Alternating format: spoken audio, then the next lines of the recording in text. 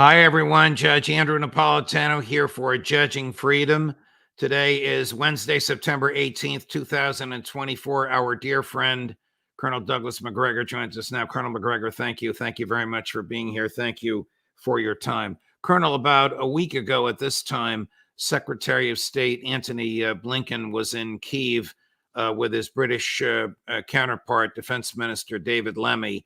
And the two of them at a press conference with former Ukrainian President Zelensky were intimating that President Zelensky's request for permission to use British offensive weaponry, long-range missiles to reach deep into Russia would be granted. After that, and perhaps while Prime Minister Starmer was flying to the United States, President Putin said, don't even think about it, because that will mean the West, NATO, Great Britain, and the United States are at war with Russia, and we will respond accordingly. There never was an announcement about the use of the long-range missiles. In fact, the White House specifically said on Friday morning, late last week, that there would be no such announcement on Friday. To date, no announcement has come. What do you think happened? Do you think the Defense Department said to the president, don't be out of your mind, we're not ready for this?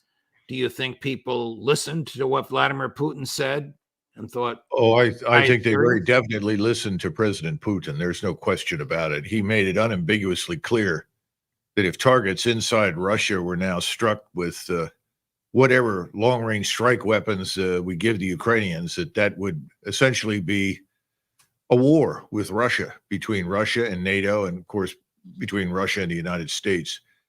My impression is that this administration would like to keep this, what I would call diminishing phony war going, because it is phony. Right now, you've got over 600,000 dead Ukrainian soldiers, untold damage to the power grid. The hospitals are overflowing. The place is a catastrophe. But we want to keep this going through the election. But beyond that, I think people right now in Washington are genuinely afraid. And I think they've told the Central Intelligence Agency and MI6 to back off because they're really running the war. How serious was the threat? Not how serious was it perceived, but how serious was it in reality? What do you think President Putin would have done? Would he have considered striking the American mainland? Yes, I think he would. But I don't think he would have done it initially. I think the first wave of attacks would have been hypersonic missiles launched against targets in Europe that are NATO and U.S. targets, everything from Ramstein Air Base to Grafenwehr to any number of supply depots, railheads, and other aerodromes where aircraft can be assembled for use against Russia. So I think that's what you would have seen, not nuclear weapons initially, but hypersonic missiles. And of course, we can't shoot them down. They're coming in at roughly 5,000 miles per hour or more. So there's no defense against them.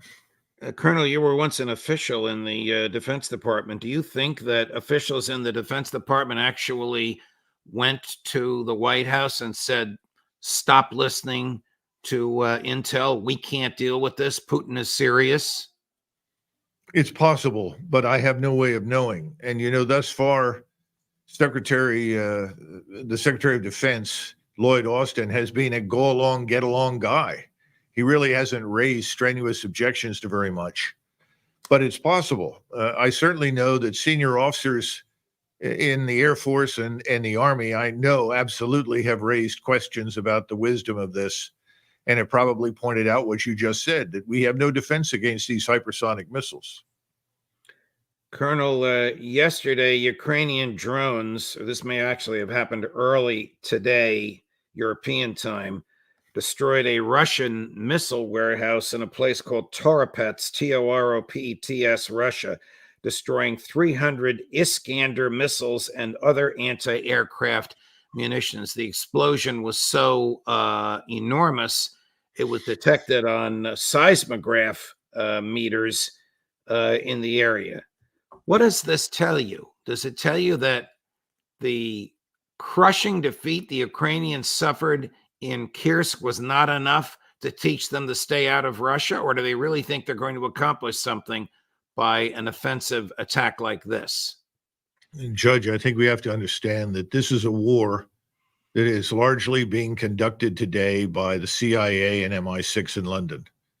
Now, they've had NATO senior officers give them extraordinarily bad advice, starting with the man at the top all the way down to the 2-star and 1-star levels in the U.S. Army. So there's no question about that. But the war at this point is really in the hands of the CIA. I don't think the Ukrainians per se are doing very much except dying in great numbers. And remember, this is more evidence for what President Putin mentioned when he spoke publicly about what would happen if we struck targets deep inside Russia. He said, we know that without United States intelligence, surveillance, and reconnaissance capabilities in space, without the communications capabilities, without trained technicians on the ground, intelligence, and uniformed military personnel, the Ukrainians couldn't do very much. He knows that.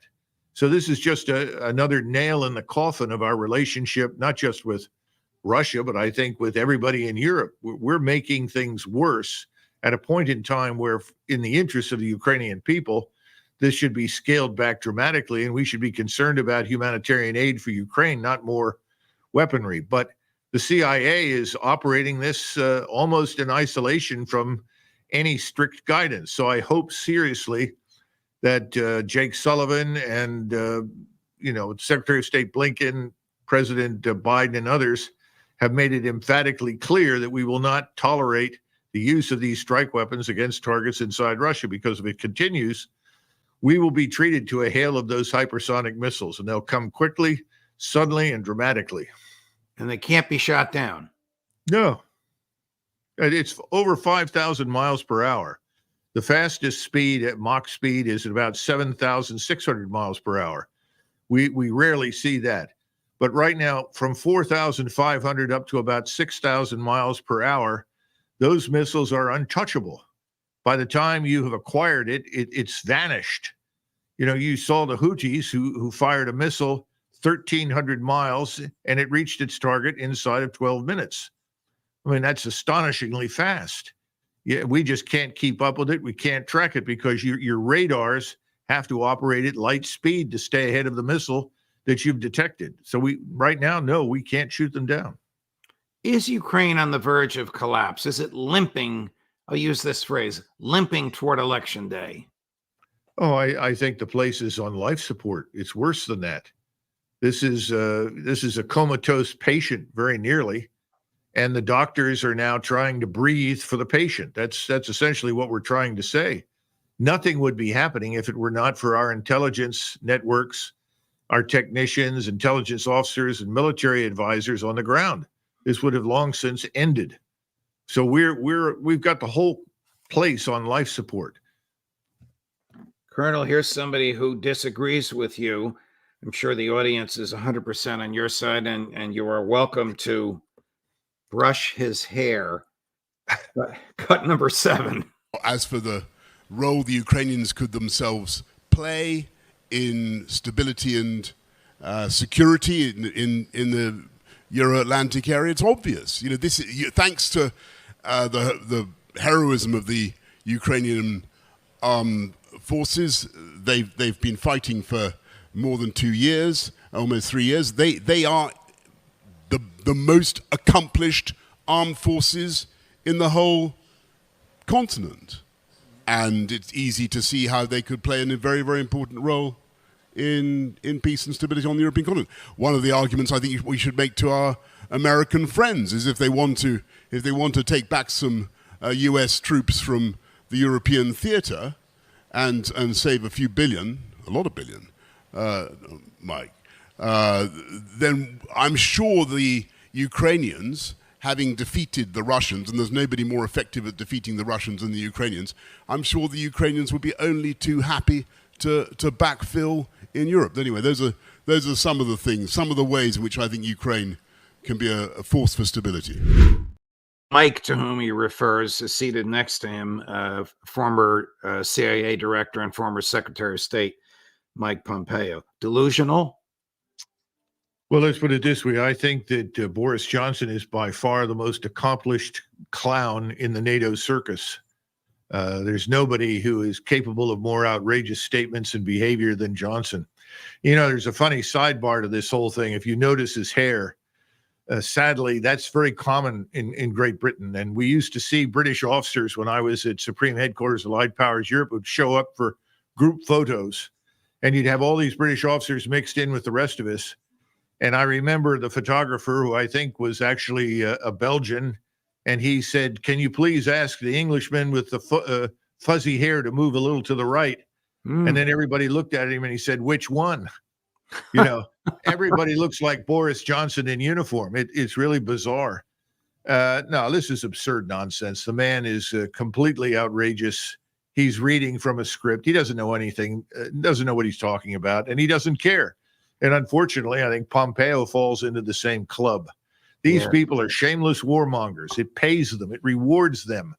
The people that want war pay them very well. That's the catastrophe we're dealing with right now. Let's not forget the role that Boris Johnson played in this war, perhaps more significant than anybody else in the West, being the American emissary to Zelensky, saying, don't sign that agreement that's been negotiated in Istanbul, because we and the Americans have your backs. We'll give you what you need, and we'll take out the Putin government with you. Well, if there was a shred of humanity in Zelensky, and he cared at all about the people of Ukraine, he would have long since thrown us overboard and declared an immediate ceasefire, because his country, his countrymen are being destroyed. His nation is being destroyed. I don't know that there will be much of Ukraine left when this is over. Everybody seems to think that millions upon millions of Ukrainians will return home from abroad. I don't think so. Colonel, this is a catastrophe. Is the number of dead soldiers, Ukrainian dead soldiers, up to 600,000? That's a whole generation. Yes, absolutely. These are numbers that we haven't seen since the First World War. And that's the kind of battlefield damage that's been inflicted on Ukraine. And you've got one side that has perfected the system of linking strike forces, rocket artillery, tactical ballistic missiles, conventional artillery, to overhead surveillance and drones. And the other side doesn't have that capability. The other side is effectively blinded in most cases at any given point in time and depends entirely on our space-based surveillance. So they've been slaughtered in great numbers. What and again, happened? you know, who would let this happen? Who is a head of state? It's incomprehensible. What has become of their invasion and occupation of 500 square miles in Kursk? Well, first of all, there was never any occupation of 400 or 500 square miles or kilometers or anything else. These areas are densely forested and largely devoid of population. Most of the Russians who lived in those villages have been pulled out, and what's left is being slaughtered. I mean, at least 200 or 300 tanks, hundreds of armored fighting vehicles. In fact, the Pentagon, I'm told, has now been asked to order another 200 Bradleys, armored fighting vehicles, for potential delivery to Ukraine. 200 more. I mean, this is an unending catastrophe. We're just pouring more and more money, resources, and equipment and blood into a bottomless pit, all to prevent people like Biden and others in Washington, Lindsey Graham and the rest, from standing up and admitting we were wrong. We made a terrible mistake. We've destroyed Ukraine, and we've now helped to make Russia into the most powerful military state probably in the world, certainly as far as its army is concerned and its rocketry and missiles.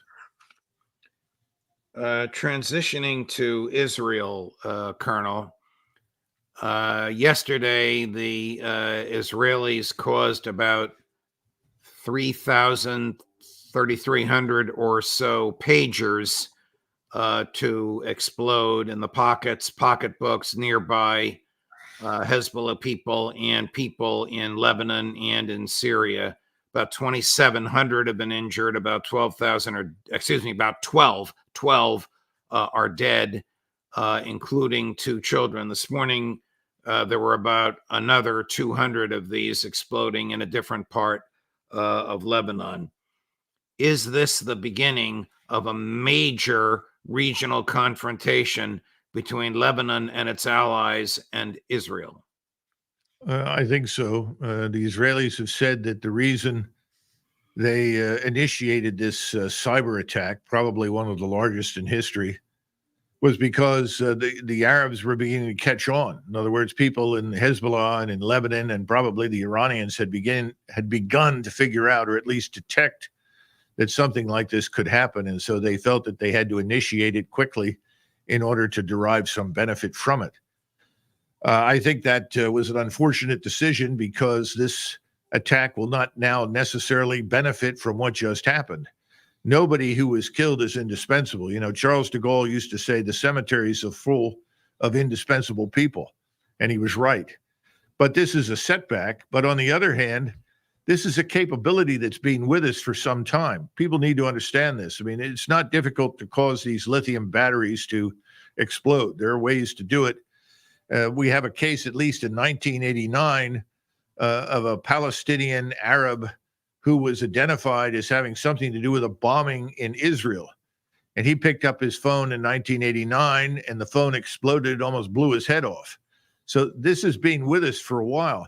The problem with these kinds of capabilities is that once you use them, it's over. You know, you've gotten about all you're going to get out of it. In other words, there's no surprise left. There's no real benefit.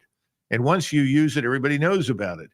So you have to be very judicious when employing these kinds of things. We have a lot of programs in the United States and in NATO that can do these kinds of things, but you've got to be careful when and how you use them. What did the Israelis gain from what they did yesterday? Gain for them? Well, I think they thought that they were going to do a lot of damage to Hezbollah and its fighters and some of its leaders, and they probably have done some of that. I think they've also made new enemies. People that were not terribly interested in them in the past are now resolute enemies forever. This is the danger, because from the standpoint of the people that pick up the phone or have the pager in their pocket and the damn thing explodes, this is a terrorist attack. This is not seen as part of warfare as we understand it. So from the vantage point of people on the ground in Lebanon that are suffering, this was another quote-unquote Israeli terrorist act. Colonel General Kurilla, the commander of CENTCOM, visited the Israeli defense minister and Prime Minister Netanyahu twice last week. What does that tell you? Is it we got your back no matter what happens in Lebanon, or is it we don't have your back if you're going to move into Lebanon? I think the issue right now is not whether or not we're going to support them. We've made it very clear that if they go into Lebanon and this war widens, that we will support them. So I don't think there's much question there. The problem is, how long can we keep all the ships at sea? You know, people seem to think that aircraft carrier battle groups are self-contained entities that can sail around for months at a time. That's not true. They have to be routinely provisioned with food, fuel, repair parts, everything that you can imagine. And I think the timing is very, very acute right now. And I think we're going to see this offensive into Lebanon start fairly quickly now, because we're telling Mr. Netanyahu, we can't sit around waiting for you to do something. So if you're going to do something, you'd better do it quickly, because we can't be out here much longer. So I think that's really the rub. The other thing is that we're worried about resupply, about the numbers of missiles that we have and replenishing those. And remember, we have lost a lot of materiel and missiles and equipment in Ukraine that we cannot easily replenish right now. So I think all of those matters are playing into the discussion. But no, we're going to support the Israelis. There's no question about that. Colonel, between Ukraine and Israel, how low are America's military supplies? Well, you know, Judge, I'd have to speculate, but I think they're probably dangerously low, given the destruction that we've witnessed. And I'm not sure that they were ever that high. You've got to understand that when, for instance, Desert Storm occurred back in 1990-91, we were sitting on mountains of munitions and equipment. Those mountains have largely gone away. We've either disposed of them because they were obsolete, or we've used them up in Ukraine in particular. So I don't think we have the limitless stocks that we once did. In fact, I think they're very low. And again, you're now pushing the Russians and potentially others into a position where they may feel they have to intervene to protect themselves. In other words, at some point, if you push hard enough, you get what you've seen in eastern Ukraine. Everybody knows this was not an unprovoked assault by Putin. He went in there as a matter of self-defense for Russia and to protect the Russians that were on the ground in eastern Ukraine. He discovered that what he thought was bad was infinitely worse than he anticipated. And so he's had to go through a massive military mobilization and buildup.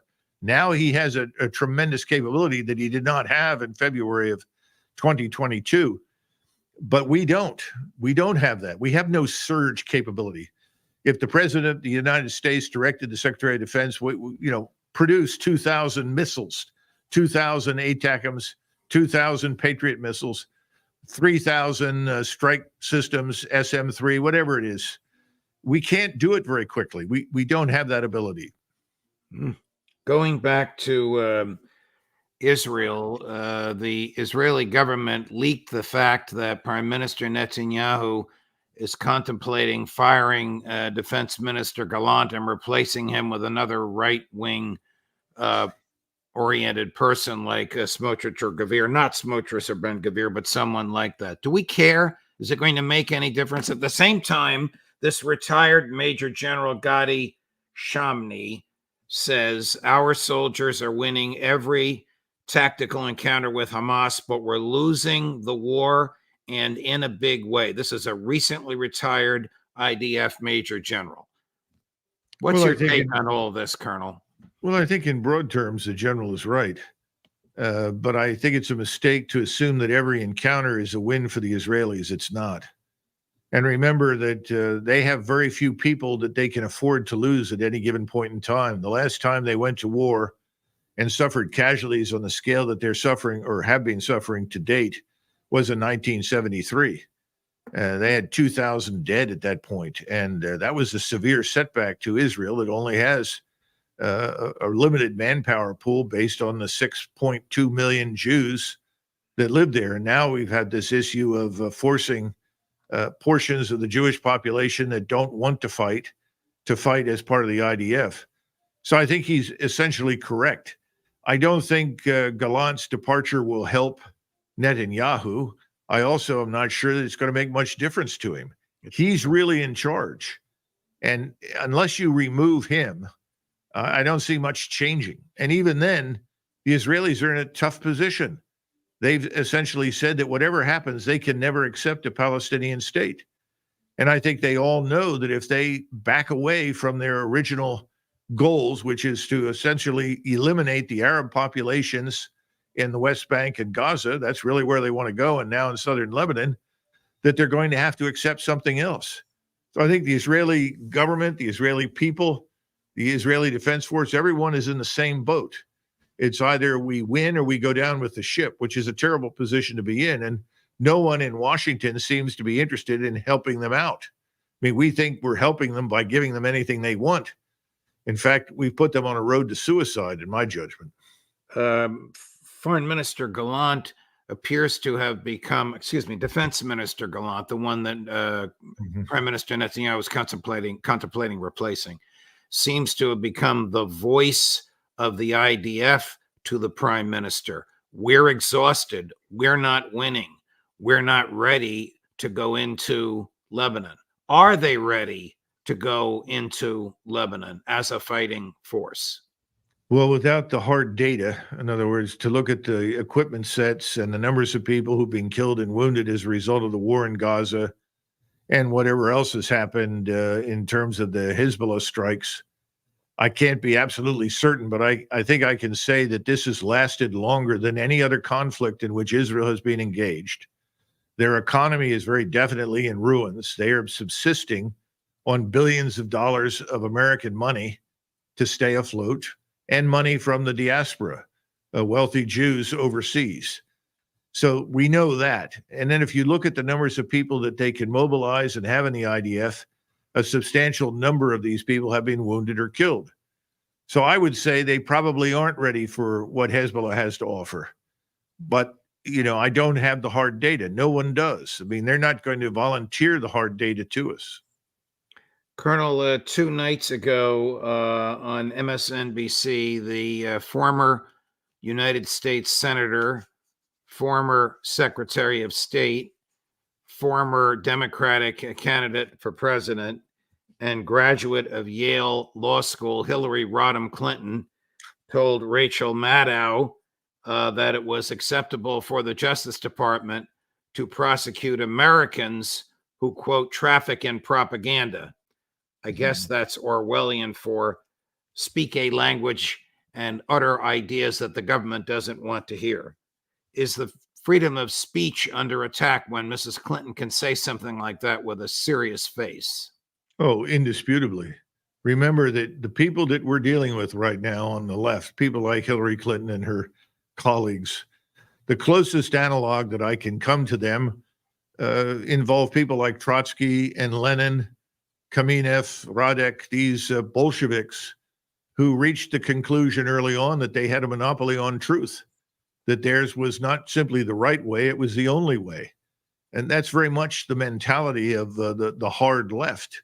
And so anyone who stands up and contradicts anything that they consider to be truth, objective truth, remember that's what the old Soviets, the old Communist Party of the Soviet Union used to talk about, objective truth, then they're the enemy. And, this is not new, Judge. This has been going on for a long time. And shutting down anyone who doesn't agree with you is ultimately the goal. And so, yes, free speech is very much under attack. There's no question.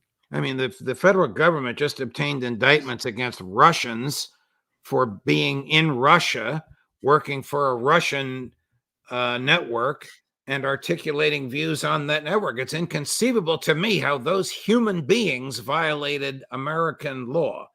But they're Russian and American citizens, and they own real estate in Virginia. Yeah, well, look, the law doesn't mean a great deal to these people. They're only interested in power and gaining power, retaining power, never giving it up. They're very unhappy with the way things are going right now, and are desperate to cling to power long past November. So they will opt for any device at their disposal to stay there. And they're convinced that they're right and everyone else is wrong. They're the ones who've opened our borders and allowed millions and millions of people we know nothing about to enter our country. These are the same people who are releasing criminals onto the streets, which incidentally is something the Bolsheviks did when they took power. In fact, they not only released criminals, but organized them to help them kill their enemies. So this is not new. This is sick. It's deranged. Every American should be very concerned about this and up in arms about it. It's not just free speech. Free speech is, a keystone in the edifice of our rights, the Bill of Rights. We all know that. It's more than that. It's the destruction of our republic. It's the ruin of our country. And so we have to stand up against this. I hope that we will. Colonel, what have you been up to lately, besides your many appearances here and on other venues that mainstream media doesn't want to hear about? Well, that's quite a question, Judge. Well, you and I met at Fox when we were both welcome there. Neither of us is welcome there any longer. No, you don't want to go in the green room there anymore. You may never come out. There'll be somebody cuffing you and carting you off, I guess. Look, we at Our Country, Our Choice have made the decision to fully join this new social media platform called Republic. And you can see it on the screen, and it has a discount code that you can identify, because this new social media platform is a grassroots free speech platform. This is a place where you can go and express your views about things that are happening where you live, in your county, in your town, your city, your state. And you can see what other people are saying, and you can plug into organizations of like-minded people. Now, this is not all free. You can go on and look and see what's there for nothing. But if you want to join this and actually become an heroic figure, a courageous figure in your own right, in your community, and begin the process of taking back control of our country at the lowest level. We're talking about grassroots, county and city, state, township. then this is a good place for you to go, because you can do that. You can organize on this, and you can speak the truth, and you will not be canceled. You will not be censored. Republic has control of its own servers. There is no big corporate money involved. They don't take any advertisement from the big corporations. So if you're not paying for advertising, and you're completely self-funded, you can't be shut down easily. Now, I'm sure that the powers in Washington will be very upset with this as it grows in size and impact. Right. But right now, I think this is a very important instrument for us. This is the defense of free speech. Colonel, I hope people get on it. When you go to sleep at night, do you worry about World War III? Well, I think we should all worry, as long as we have nuclear weapons in the ground, at sea, or in the air, and we do, that there's always a chance for a nuclear exchange. But I do think that Washington right now, especially in the White House, they are genuinely afraid. I think they realize they've pushed this envelope far enough and can't go any further. And I think President Putin made that clear. The worst part of all of this is that I've begun to think that the only adult in the room right now is President Putin, because he's the one who's exercised the restraint. He's the one who has limited this war, contained it, and prevented it from becoming a regional conflict. We seem to be still intent in flirting with this regional war in Europe, and we're pushing hard for a regional war in the Middle East. I think it's very dangerous, and we should back off. Colonel Douglas Macgregor, as always, thank you very much. Thank you for letting me pick your brain. Thank you for telling us about Republic and the benefits of that venue and that program. And I hope you'll come back and join us again soon. All the best, Colonel. Sure. Thanks, Judge. Appreciate it. Of course. Coming up later today, another Colonel Lawrence Wilkerson at 2 o'clock. Phil Giraldi at 3 o'clock, and at 4 o'clock this afternoon, Aaron Mate. Judge Napoliatano for Judging Freedom.